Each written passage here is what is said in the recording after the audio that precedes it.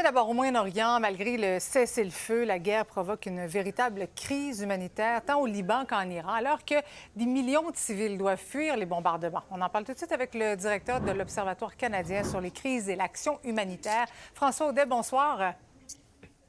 Bonsoir.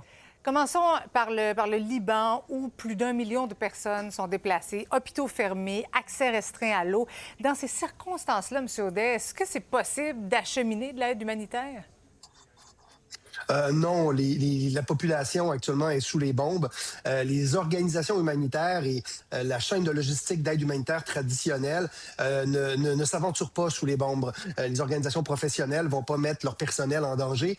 Par contre, les humanitaires sur place, notamment évidemment la Croix-Rouge, Croissant-Rouge du Liban est présente. La population aussi, la sécurité civile est assez opérationnelle malgré tout. Mais en termes d'arrivée externe, pour l'instant, c'est impossible de le faire. C'est une situation qui ne s'est pas vue depuis des décennies au Liban. On sait que le Liban a vécu énormément de tragédies et de guerres là, dans les dernières décennies, mais les attaques de la dernière semaine, les derniers 48 heures, en fait, sont un nouveau sommet en termes de nombre de bombes, de déplacements, de décès. On parle de plus de 130 enfants qui ont été tués et plus de 90 cliniques, centres médicaux qui ont été détruits ou partiellement détruits. Alors, ça dépasse largement là, des cibles militaires de la part de l'armée israélienne. Oui, puis comment les Libanais là, s'organisent dans ces circonstances-là? Écoutez, c'est entre le chaos et la peur. La population libanaise est reconnue, et on le sait, pour être extrêmement résiliente. Encore une fois, ils ont un historique Ouais. assez dramatique.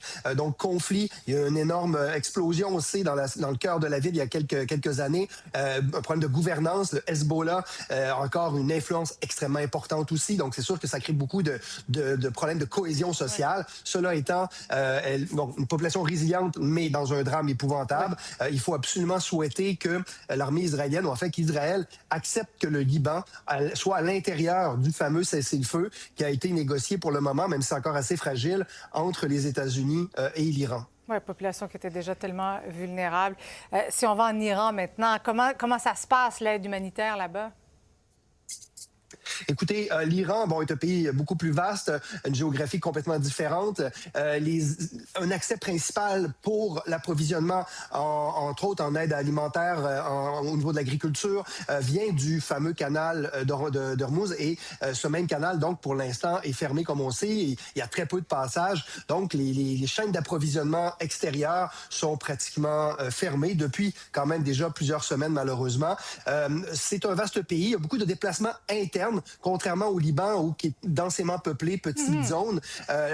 Pour l'Iran, les Iraniens, certains, en tout cas près de 3 millions, hein, c'est beaucoup quand même, se sont déplacés à l'intérieur du pays. Donc, ont quitté notamment les zones où il y avait des attaques, les zones où il y avait des bombardements, les grands centres urbains, et quand même 3 millions de personnes déplacées pour le moment, qui sont pour l'instant prises en charge par des familles, des amis, des Ouais. abris de fortune, évidemment beaucoup, mais l'aide extérieure se fait attendre parce que l'armée et surtout le contrôle des mollahs, donc des politiciens iraniens, empêchent toute entrée pour l'instant d'aide extérieure. Oui, pendant que les yeux sont tournés aussi vers l'Iran, vers le Liban, on oublie que la situation à Gaza aussi demeure très critique, là.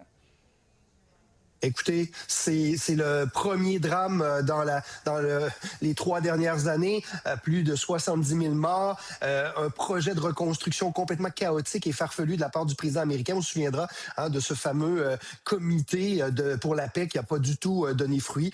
Et au lieu de reconstruire la paix et Gaza, on est en train de détruire le reste de la cohésion du Moyen-Orient. C'est malheureusement le début d'une longue période d'instabilité dans la région. À mon avis, c'est loin d'être terminé. Un tableau bien sombre. Merci beaucoup, M. Audet, d'avoir été avec nous ce soir.